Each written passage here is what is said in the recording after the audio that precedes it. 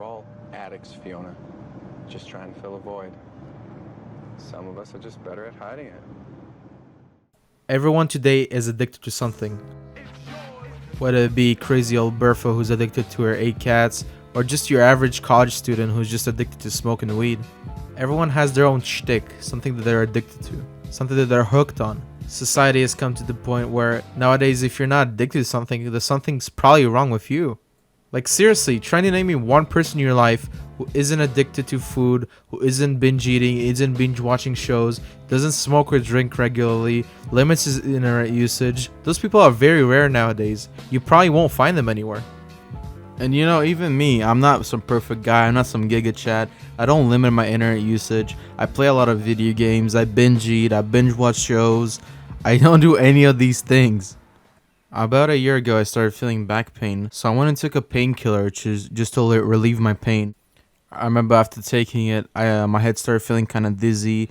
I started feeling warm and euphoric. I was like, oh, what the fuck did I just take? So I went to sleep it off, and in the morning when I saw what I took, it was Percocet.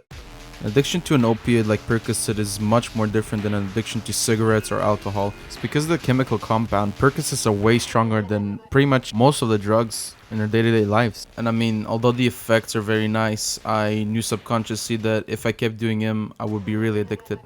So I had to just quit it. I had to stop it. I was kind of mad at myself because like, how could I even get myself into a position where I were addicted to them?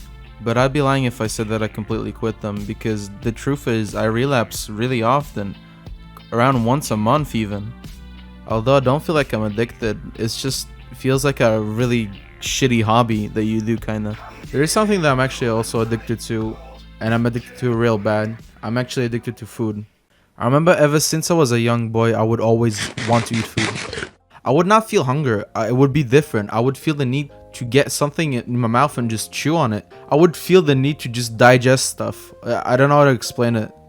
And you know, obviously besides my compulsory eating, of course I tried all those diets. I tried low carb, high carb, keto, fucking intermediate fasting. Trust me, I tried them all and they don't work. You know why? Because for you to be successful in a diet, you need the right mental health, you need the right discipline. You need to know how to control yourself. And if you're obese, you probably don't have it. If you're obese and you want to succeed at a diet, you probably can, because your eating habits are controlling you. You don't have enough willpower, you don't have the mental capacity, you don't have self-control, you don't have self-restraint to go through with a diet. There are two main factors that you can use to counteract your addiction and try to overcome it. In my opinion, those two things are rage and sadness. So when you use rage to fuel your motivation, you're kind of like disappointing yourself, but you're more mad at yourself because you're like, as I said before, when I was addicted to pills, I was really angry because I was like, why the fuck would I let myself stoop this low? Like, what the fuck did I do wrong? You know what I mean? So when you use rage as your motivator, it's kind of like that guy who broke up with his girl and is now like motivated to go to the gym because it just feels like, okay, what do I need to do to not let that happen to me again? Now, when you fuel your motivation with sadness, you most likely will not take action. You'll probably feel self-pity and you'll start watching videos like, oh, how to lose weight, how to stop smoking weed or whatever. You'll probably watch those videos, you'll binge watch them and then just feel sorry for yourself and then know, oh, this is what I need to do. Most of the time you won't take action because when you're sad, you're like shriveled up, you're pathetic, you don't want to do anything. In order to improve and overcome addiction, you're gonna need to have a motivator, something that you're striving towards, whether it be some role model, whether you want to be better just for your family or for yourself, for your own body. And when you're gonna think of quitting, and trust me, you will think about quitting every single day. You're going to look back at why you're doing this. For what purpose are you doing this? Is it to get a new girlfriend? Is it to improve yourself and like to provide better for your family? Most of you probably tried quitting like smoking or drinking or tried to be in shape and you probably relapsed a bunch of times. But you need to think about it as consistency, not as a day streak. So what I mean by that is, say someone goes to the gym 4 times a week, right? And he's been going consistently for 3 months or 4 months, whatever, and you start to see some gains, right? Obviously. So if he misses one day, you're not gonna lose all that progress you made, right? It's gonna be just a little hiccup in your progress. You'll still like have everything that you had until now. You still build up discipline. So when you relapse, like when you start smoking again or start drinking again or start eating again, you need to think about it as, okay, I fucked up, let me try again.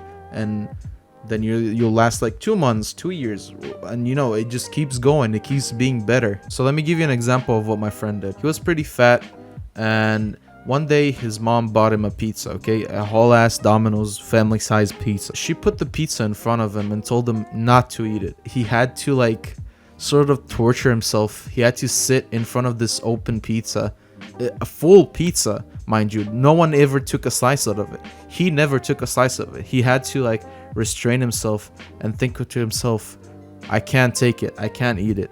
And with that, he kind of lost the grasp of being fat, I guess. I don't know how to explain it.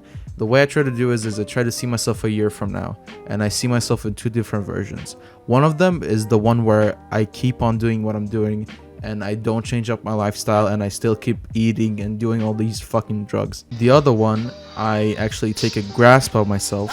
I start learning stuff that help me. I start quitting what I need to quit. And you gotta think for yourself, how does that better version of me, what is he doing that I'm not? And you gotta just sit this one out and let your mind think about it for a few minutes, and I promise you will come up with the answers.